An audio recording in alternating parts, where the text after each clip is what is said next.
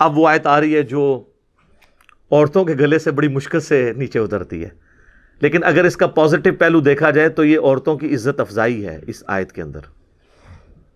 وہ سورۃ النساء کی آیت نمبر ہے 34، الرجال قوامون علی النساء، مردوں کو ہم نے حاکم بنایا ہے عورتوں کے اوپر۔ حاکم کا یہ مطلب نہیں ہے کہ وہ غلام ہے، یعنی مرد اور عورت مل کر ایک خاندانی ادارے کو وجود دیتے ہیں اور اس ادارے کا سربراہ مرد ہے۔ سر کسی بھی ادارے کا ایک ہی سربراہ ہو سکتا ہے، دو تو ہو ہی نہیں سکتے۔ وہ تو اللہ تعالیٰ نے سورہ بنی اسرائیل میں فرمایا کہ اگر اللہ کے، سورہ انبیاء میں، اگر اللہ کے ساتھ کوئی اور الہ ہوتا تو زمین و آسمان میں فساد برپا ہو جاتا۔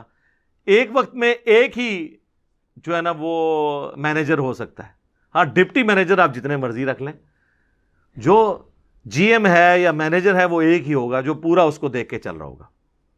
اس اعتبار سے مرد عورتوں پر حاکم ہے۔ ہیومن ڈگنیٹی میں دونوں برابر ہیں، بلکہ اسلام میں تو بعض اوقات ہیومن ڈگنیٹی میں عورتیں آگے بڑھ جاتی ہیں۔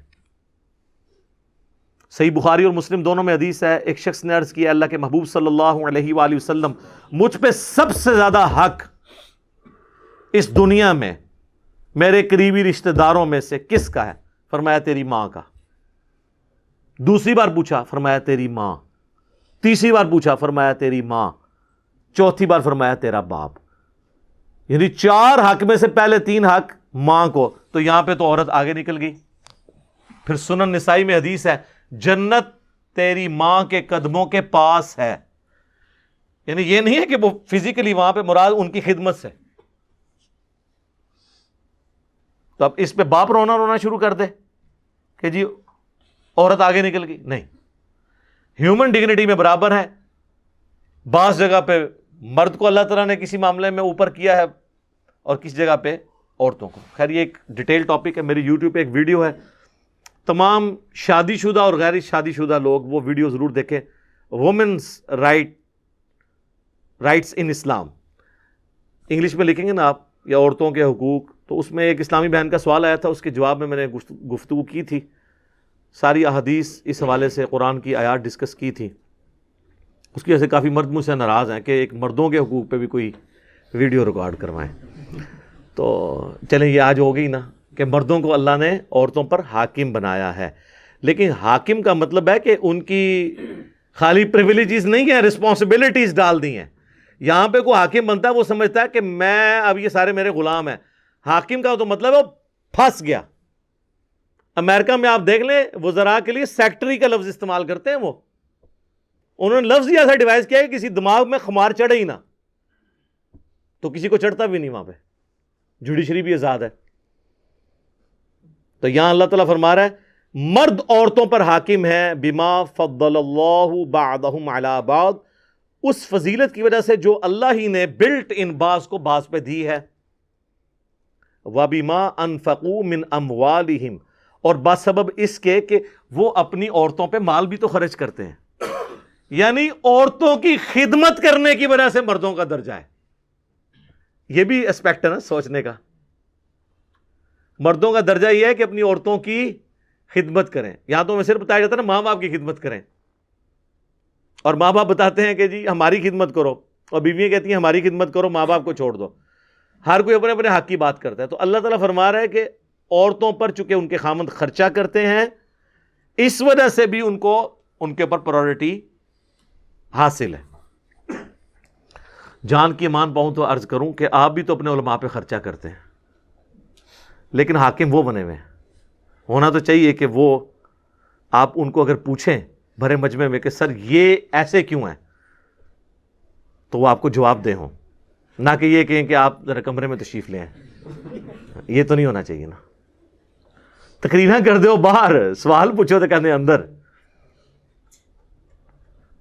تو اللہ تعالیٰ فرما رہا ہے کہ چونکہ وہ خرچ کرتے ہیں تو یہ ایک اللہ تعالیٰ نے ان کو، اور اللہ نے فرمایا یہ ہم نے بعض کو بعض پہ فضیلت دی ہے، تو یہ اللہ کو کوئی چیلنج نہیں کر سکتا، یہ مورل لاز اللہ کے بنائے ہوئے ہیں۔ اور ان انٹینشنلی پوری دنیا ان قوانین کو مانتی ہے، چاہے جتنا مرضی ڈھنڈورا پیٹے۔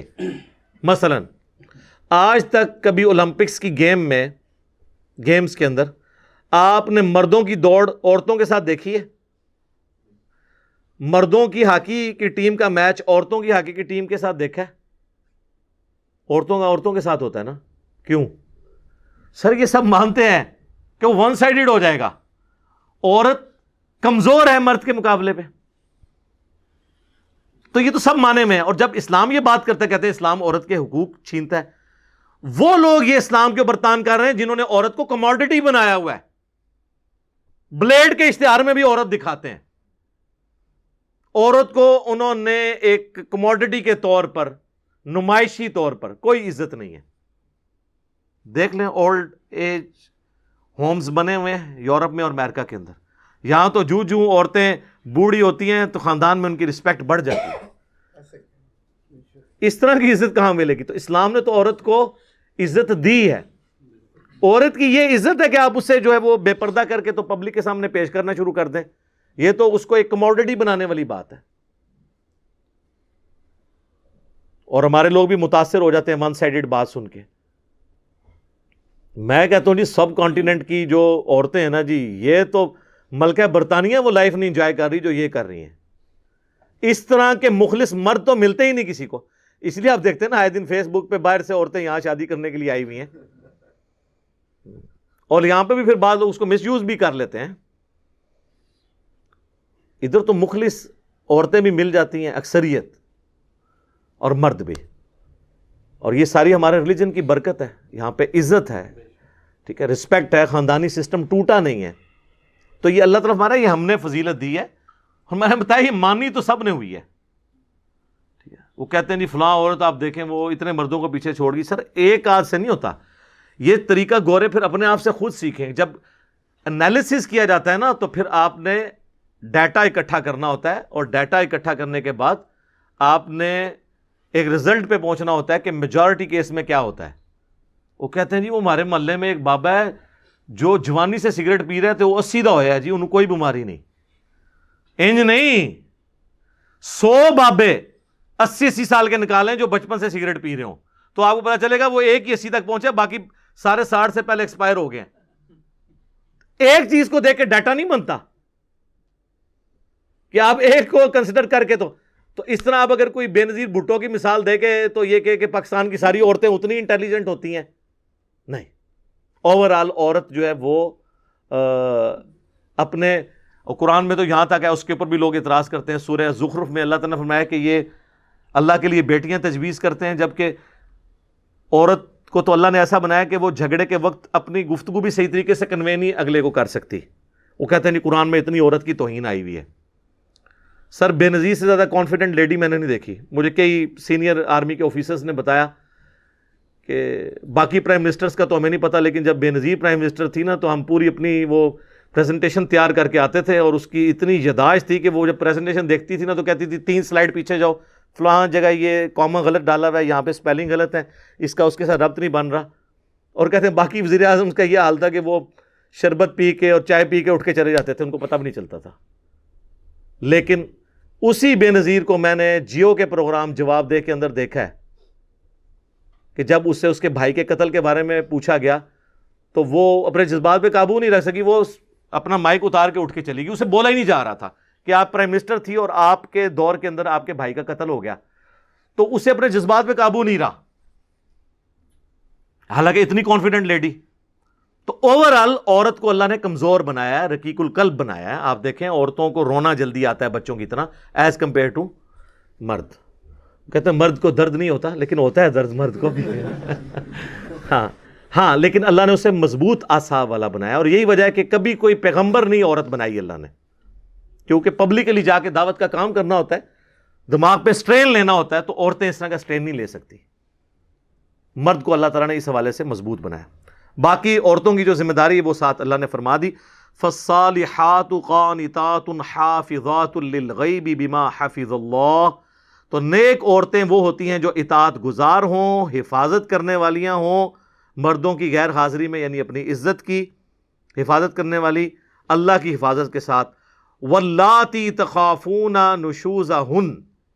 اور اگر تمہیں کسی عورت سے نافرمانی کا اندیشہ ہو فَعِظُوهُنَّ وَاهْجُرُوهُنَّ، تو پہلے انہیں نرمی سے سمجھاؤ، پھر انہیں الگ کر دو، فی المضاجع، اپنے بستروں سے، وَضْرِبُوهُنَّ، اور پھر بھی باز نہ آئے تو ان کو مار بھی سکتے ہو، لیکن مارنا یہ نہیں کہ وحشیوں کی طرح مارنا ہے، جس طرح ایک چھوٹے بچے کو تھوڑی تنبیہ کے لیے مارنا ہے، اس پہ چہرے پہ نہیں مارنا، جسم پہ نشان نہیں پڑنا چاہیے۔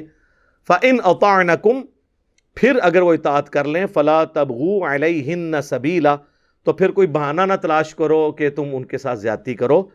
ان اللہ کان علیٰ کبیرا، بے شک اللہ بھی تو بہت بلند ہے اور بہت بڑا ہے، یعنی اللہ کی اتنی بڑی کبریائی ہے، وہ بھی تو تمہاری نافرمانیوں سے درگزر کرتا ہے، تم بھی اپنی بیویوں کے معاملے میں درگزر کی روش اختیار کرو۔ اس کانٹیکسٹ میں بخاری و مسلم دونوں میں حدیث ہے، نبی علیہ السلام نے فرمایا کہ عورت کو اللہ تعالیٰ نے آدم کی ٹیڑھی پسلی سے پیدا کیا ہے، اسے سیدھا کرنے کی کوشش نہ کرو ورنہ توڑ بیٹھو گے، اور اسے توڑنا، اسے طلاق دینا ہے، تم اس سے نفع حاصل کرو، ٹالریٹ کرو۔ صحیح مسلم میں حدیث ہے، کوئی بھی اپنی بیوی سے مومنہ سے بغض نہ رکھے۔ مسلم شریف میں ایک اور حدیث ہے کہ دنیا برتنے کی جگہ ہے اور سب سے بہترین دنیا کا سرمایہ نیک بیوی ہے، ٹھیک ہے۔